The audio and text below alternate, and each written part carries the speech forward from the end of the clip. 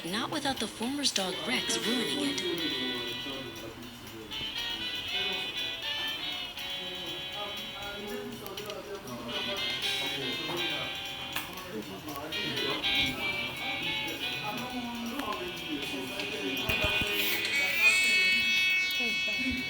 Audio. Audio. The cacophony of Greenwich Market, stalls clattering, people chattering, and the sibilant hiss of a coffee machine. Sound effect. A rhythmic, booming foghorn from the Thames. Narrator. Right then, listen up. In East Greenwich, life is spacious and energetic, not only vibrant, but also a bit frenetic. On Pelton Road, the houses stand proudly in a row, where different cultures bloom and grow. It's a distinguished place, reminiscent of a grander time, where the salty scent of the river is sublime. We start our itinerary at number 64, where Charlie and Serena's shop has an exclusive door. They are ecstatic to bake, feeling rather than blue, and they long to demonstrate what two cousins can do. Audio, the monotony of a ticking clock. Sound effect, the abysmal screech of a metal whisk against a bowl. Narrator, meet Charlotte Charlie Clark. Prior to her 21st year, her mixed Caucasian/Nigerian-British skin glowing as the baking hour is near. Beside her stands Serena, loquacious and enthusiastic, her big glasses making her look fantastically scholastic. They don their black aprons, adorned with flowery patches, as they maintain a relentless pace across many batches. But Rex the dachshund is notorious and petulant too, a juvenile hound who knows just what to do. He's infantile, erratic, and prone to a squabble, making the whole kitchen quiver and wobble. Audio, the infantile giggle of a child. Sound effect, a sharp, sudden knock at the shop door. Narrator, are you for real? Charlie asks with a grin, as little Ellie French sprints right in. I request a princess cake. Ellie cries, her girly pink dress matching the excitement in her eyes. It's my 6th birthday. Can it be exemplary and tall? Charlie nods. Of course. It won't be lackluster at all. But Rex is on the brink of a big mistake. He wants to sabotage the precious cake. Serena sighs. He's an eyesore and an earsore, I fear. His presence is something we should avoid, my dear. Audio, the incessant hum of a large mixer. Sound effect, the squelch and splodge of thick batter being stirred. Narrator, then Andrew, her dad, makes a formal inquiry, looking for a cake that won't injure his diary. My daughter's request is superior, you see, a super standard cake for my little princess-to-be. Ellie jumps up. I long for pink frosting and a crown made of gold. Andrew laughs. Before the day is too old. They assume the bakers are competent and grand, the best manual cake makers in all of the land. But Rex is resistant to staying in place. He wants to mimic a runner and join in the race. Audio, a horrendous crash of pottery. Sound effect, the slurping and lapping of a dog eating at high speed. Narrator, to top it off, the calm before the storm breaks as Rex vandalizes the mixture for the cakes. He leaps like a lightning bolt, relentless and irate, confronting the bowl on the edge of the plate. No, screams Serena. That's an appalling malfunction. It's the final straw at this kitchen-based junction. Rex has obliterated the batter. He's devoured it all, leaving the bakers crestfallen and small. Fortunately, Charlie says, we have more flour in store, but Rex is now banned from this kitchen floor. Audio, the dismal sound of rain hitting the window. Sound effect, the thud of a heavy wooden door closing. Narrator, you're barred, Charlie shouts, her voice livid and vocal. Your kitchen credentials are no longer local. She scolds, and she rebukes the petulant pup as he whimpers and sighs. Giving his sabotage up, he's sent to the garden, out of bounds and shunned, while Charlie stands distraught, completely stunned. It's a dilemma, says Serena, albeit a severe one. But we must start from scratch until the job is done. Rex sits in the rain, looking inconsolable and sour. Under no circumstances will he return this hour. Audio, the exotic notes of a South African jazz record. Sound effect, The clink-clink of wedding rings in a box. Narrator. Serena is elated when new guests appear to eliminate all of the baker's deep fears. It's Serena's turn to engage with the crew, to assess the itinerary and what they must do. I propose a wedding cake, a man says with a smile. 4 layers of magic, done in great style. Serena is exhilarated. Her ire starts to wane as she inquires about flavors to ease the tedious pain. Rex, looking through glass, is incensed and irate, watching the humans collaborate and create. Audio. The outrageous laughter of a happy bride. Sound effect. The rustle of a silk wedding veil. Narrator. Then Cherry arrives, the loquacious bride, with long ginger hair and egotistical pride. The penultimate layer must be pink, she insists. Anything but that is a risk that exists. Charlie is convinced that they can attain this goal, provided Rex stays in his garden-based hole. I object to more delays. Charlie tells the pair, we'll reconsider the plan with the greatest of care. The dire situation is thwarted for now, as they reiterate their solemn baking day vow. Audio, the rhythmic beat of a Zulu drum. Sound effect, the fizz of a celebratory drink. Narrator, Cameron Joubert is the groom, blonde and tall. He speaks Afrikaans and Zulu to all. Sawubona, he greets them. Goeiedag, friends. My love for this wedding cake never ends. He wants a demonstration of exemplary skill to complement the day and give Cherry a thrill. Serena is reluctant to mention the dog as Rex watches them through the swirling gray fog. It's not surprising, says Serena. We're stressed, but we'll maintain our standards and do our best. Audio. The melodic sound of 2 people agreeing. Sound effect. The scritch-scratch of a pen on paper. Narrator, Cherry and Cameron review the whole plan, the best cake itinerary for any young man.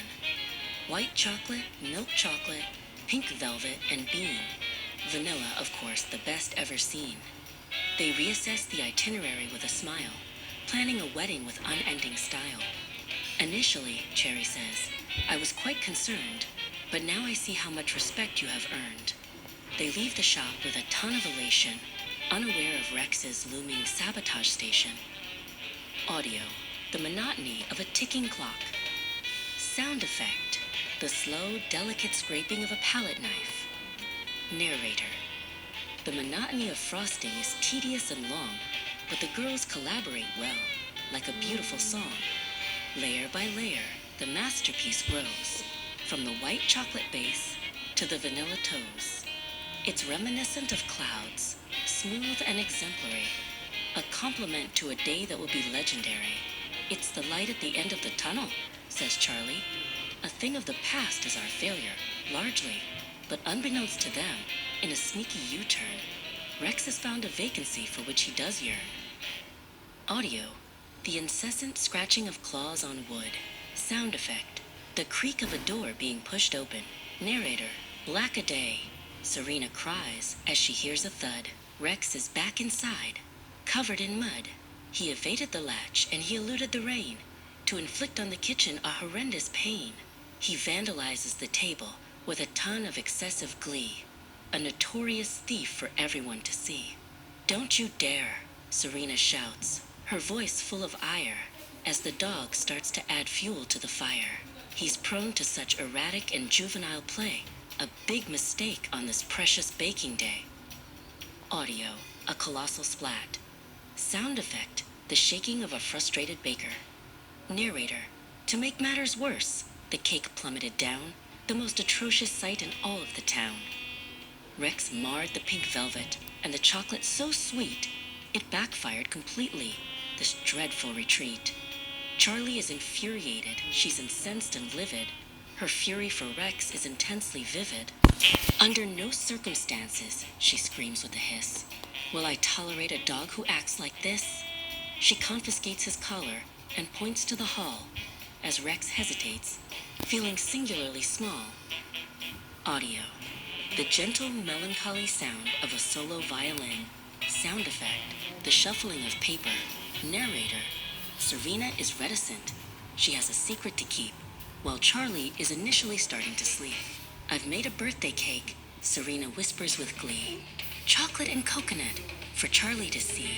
She conceals it in the pantry, far from the light, intending to reveal it later tonight. It's Charlie's 20th, a time of life so grand, she deserves the most exquisite cake in the land. Serena refrains from a loud celebration, choosing instead a silent preparation. Audio, the irresistible scent of coconut and cocoa. Sound effect, the stealthy, padded footsteps of a dog. Narrator, but Rex is a fish out of water, a scoundrel at heart. He longs for the cake and he's ready to start. He unintentionally found a vacancy in the door, and he's determined to vandalize the shop floor once more. The scent of the cocoa is akin to a spell, an omen of peril that doesn't end well. He evades the cupboards and mimics a mouse as he inadvertently sneaks back into the house. He ignores the phobia of being expelled. By the irresistible chocolate, he is completely compelled. Audio, a ghastly choking sound. Sound effect, the clatter of a cake stand falling and shattering. Narrator, add insult to injury. Charlie screams in the night as she finds Rex caught red-handed in the pale moonlight. He has devoured the chocolate, every rotten crumb, and now he feels dreadful, shaky, and numb.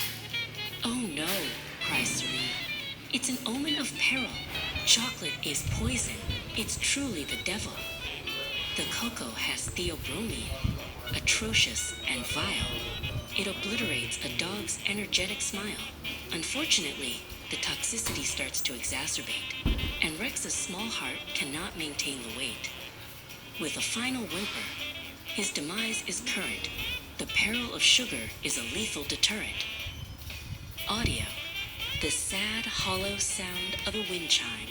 Sound effect, the determined crack of an egg. Narrator, they are crestfallen and inconsolable, to put it mildly, for Rex has ceased to exist, acting so wildly. It's a bitter pill, Charlie says, a taste of our own medicine for leaving the cake where a dog could get in. But the wedding is imminent. They cannot resign. They must right this wrong and make everything fine.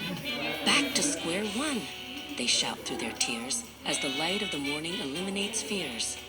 They start from scratch with a glimmer of hope, finding the competence and courage to cope. Audio, the incessant whisking of eggs. Sound effect, the warm, comforting hum of the oven. Narrator, day in, day out, they labored and toiled, making sure that no more batter was spoiled. They collaborate with sufficient speed to ensure the cakes are exactly what's decreed. We won't let his demise be in vain, Serena says. We'll educate others about chocolate's ways. Dogs cannot eat it. It's bad enough to know the theobromine makes their vitality low. They reiterate the safety again and again as they finish the cakes for the children and men. Audio, the ecstatic squeal of a child. Sound effect, the jingling of a shop bell. Narrator, hard luck is a thing of the past for the pair as Ellie returns with a ribbon in her hair. Is it ready? She asks, her eyes wide and bright, and Charlie reveals a magnificent sight. It's exemplary, Andrew cries. You've proven me right. This princess cake is a total delight. Ellie is exhilarated. She dances with glee. It's the bestest cake that there ever could be. Charlie smiles, albeit a bit sadly, for she still misses Rex, and she misses him badly. Audio, the harmonious sound of a Zulu wedding song. Sound effect, the popping of a cork. Narrator, to top it off, Cherry and Cameron arrive to see if their 4-layer dream is alive. The cake is resplendent, superior and tall, the ultimate triumph for the shop and for all. Goya work, Cameron shouts with a grin, as the festivities and celebrations begin. It's the thought that counts, Serena says with a sigh, as they watch the happy couple proceed and go by. The shop at Pelton Road is spacious and grand, the best cake makers in all of the land.